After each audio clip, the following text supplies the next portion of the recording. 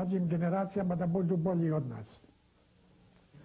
Da se ne svađaju, da budu složni, da rade, pomognu narodu, domovini, jer Hrvatska će se osloboditi putem naroda u domovini.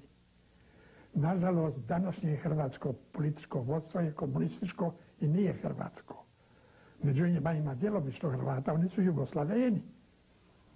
Hrvatski su komunisti Jugoslaveni, oni su za održanje Jugoslavije. Ali navala sa srpske strane je tako jaka da će i oni doći k sebi i vidjeti da Jugoslavija ne može opstajati.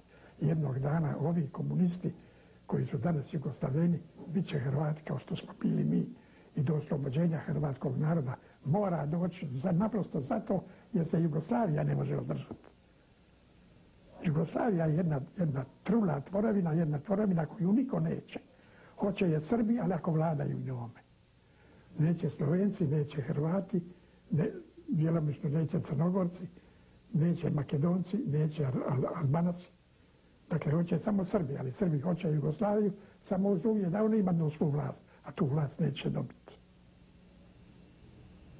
Dakle, nade ima i vi ćete to doživjeti, mi nećemo. Mi smo već stari, dali smo svoj doprinos koliko smo mogli, ali jedno smo mi doprinijeli da smo održali svijeću, goruću, nacionalnu, hrvatsku, svjetlo smo održali mi. I Hrvatska, svijet. Odi ljubav, idemo ljubav.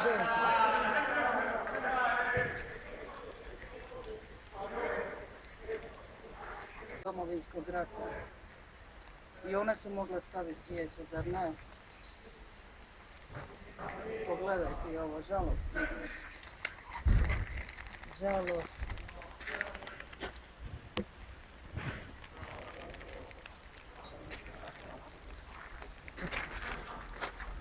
A zar nije? Ovo ćemo staviti na sredinu.